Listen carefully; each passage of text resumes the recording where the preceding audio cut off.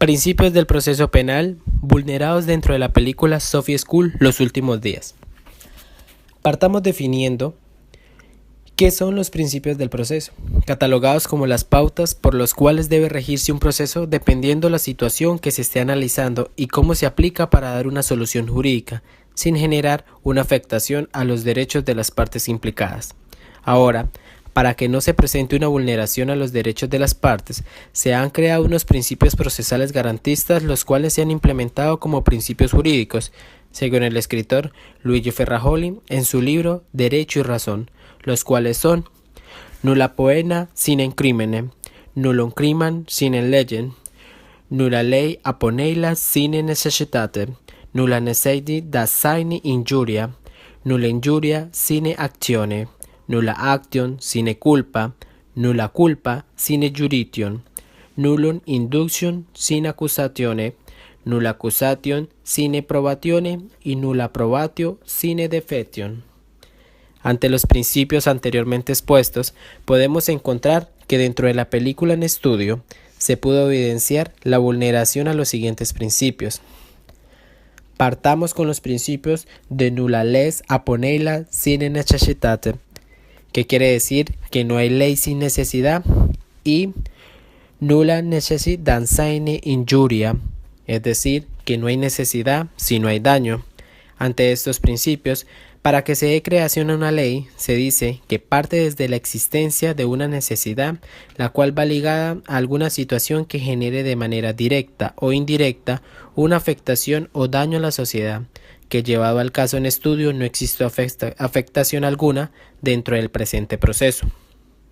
Toda vez que los integrantes de la Rosa Blanca era un grupo de civiles que estaban realizando una acción sin generar algún daño,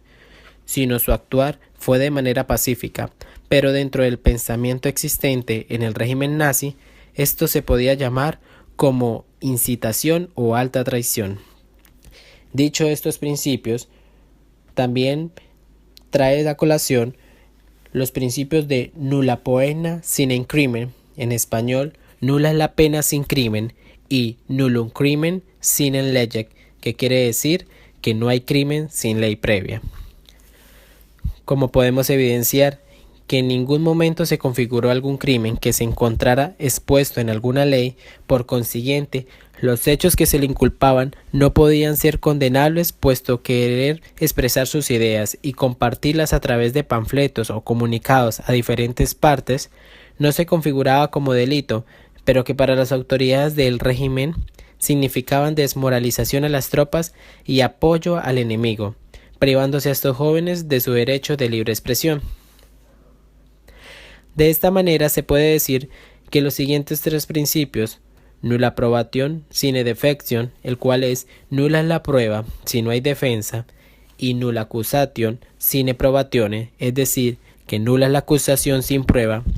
y nullo l'indicium sine accusatione, es decir, que nulo es el juicio sin acusación, van de la mano, toda vez que, como se pudo evidenciar desde el momento en que fueron capturados por los militares y llevados cada uno a un cuarto para ser interrogados, siempre se les fue señalados como culpables, trayendo a colación hechos que, partiendo de estos, buscaban obtener la aceptación de haber cometido tales acciones, pero al ser obtenidas bajo presión, este tipo de confesión se debería declarar nula y ser tachada al carecer de validez. De esta forma, las acusaciones no tendrían validez alguna, y al no existir material probatorio, la condena que se impartiera en dicho juicio sería nulo. Por lo anteriormente expuesto, el juicio que se le fue realizado a los integrantes de la Rosa Blanca fue totalmente injusto, toda vez que careció de procedimiento, vulnerándose el debido proceso, y que las pruebas que el ente investigador y acusador llevaron a juicio para demostrar su culpabilidad de cada uno de ellos carecía de validez, al ser obtenidas de manera irregular, pues se utilizó la presión para lograr dicha recolección. Además, ha de manifestarse que las partes acusadas carecieron de una defensa, obstruyendo su derecho de contradicción ante los cargos que se le imputaban, y además, dichos cargos no se encontraban tipificados dentro de la norma, por lo cual los delitos que se le imputaron no tenían correlación con los hechos que realizaron los integrantes. De esta forma, su acción se demostró o se evidenció que era pacifista y no delictiva como se les fue culpado, careciendo de total legalidad lo actuado.